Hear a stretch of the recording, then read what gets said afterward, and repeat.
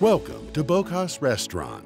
Bocas is the place where you can find the best Argentinian steak, ribs, and seafood in Curacao.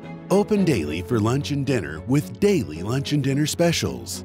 We offer a prime cut of Argentinian steak and fresh Caribbean lobster, cooked on a charcoal master grill, accompanied with an excellent glass of wine and delicious dessert. Don't miss a sunset dinner from our Seaview Terrace with the most beautiful and magical location. Het belangrijkste nieuws uit Curaçao in het Nederland. Access Journaal, vers van de pers.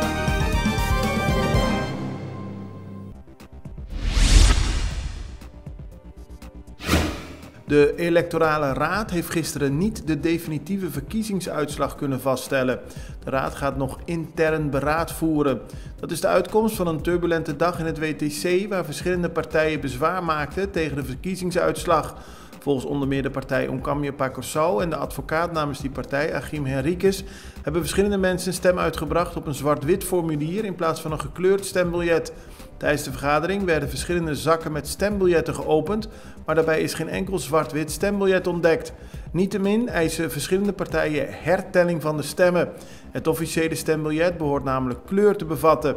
De voorzitter van de electorale raad, Raymond Pacheco-Reumer, heeft gisteren verklaard dat stemmen op een eventueel zwart-wit biljet wel goedgekeurd wordt en dus meetelt in de uitslag. De Nederlandse minister van Volksgezondheid, Hugo de Jonge, heeft in een brief aan de Tweede Kamer geschreven dat als gevolg van de nijpende coronasituatie op Curaçao, Aruba en Bonaire Nederland extra zorgpersoneel zal sturen. Verplegers en medisch specialisten zullen net als vorig jaar naar de eilanden komen via het Amerikaanse internationale uitzendbureau AMI. Op alle eilanden neemt het aantal coronapatiënten toe en ook de opnames in het ziekenhuis. Dat zorgt voor een kritieke situatie.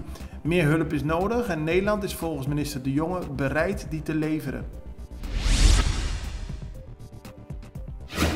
Het formatieproces van de partijen MFK en PNP verloopt voorspoedig. Vertegenwoordigers van de twee partijen hebben de afgelopen dagen meerdere keren met elkaar om tafel gezeten. En volgens de voorzitter van MFK, Citré van Heijdorn, zal er voor het begin van dit weekend een formatieakkoord worden getekend, inclusief verdeling van de verschillende ministeries. Good morning. Start your day the right way. The Greenhouse Restaurant is now serving breakfast. Come and enjoy the refreshing and relaxing morning from our famous terrace. Serving the best omelet, fresh juice, hot coffee, and more. Try our new breakfast menu at the Greenhouse every morning from 7 to 11. Visit the Greenhouse Restaurant to give you the best service you deserve. En de beoogde minister-president van de nieuwe regering, Gilmar Pik-Pissas, ligt nog in het ziekenhuis. Gisterochtend is hij opgenomen dat hij thuis was gevallen op zijn hoofd en veel bloed had verloren. Zijn toestand is stabiel, maar de doktoren willen hem voorlopig nog ter observatie in het ziekenhuis houden.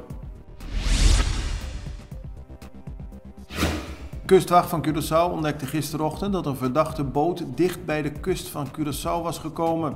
Daarop is de politie gewaarschuwd en is de kustwacht er zelf op afgegaan. Er werden 3 verschillende balen met drugs in de Mondi gevonden. Ook werd op zee een boot met 3 mannen aan boord aangehouden. Ze vaarden richting het zuiden. De 3 mannen zijn 2 Colombianen en een Venezolaan en zijn aan de politie overgedragen. De 4 balen met ongeveer 217 kilo marihuana en een rugtas zijn door de politie in beslag genomen voor nader onderzoek. Curaçao is gisteren in lockdown gegaan en daar horen veel politiecontroles bij. De Extra plaatst vandaag op de voorpagina een foto van zo'n controle.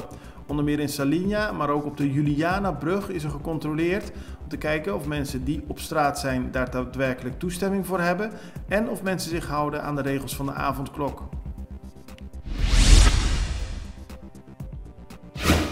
We gaan naar Aruba, want onder de patiënten die gisteren in het Horacio Audubert Hospitaal op Aruba zijn opgenomen met corona, is onder meer een kind van 12 jaar oud. De patiënt heeft problemen met de ademhaling. De artsen vonden opname nodig om het kind goed te kunnen observeren en direct te kunnen ingrijpen als de situatie ernstiger wordt. Voorlopig is de opname op de intensive care nog niet aan de orde. Over de hele wereld worden relatief weinig jonge kinderen getroffen door corona.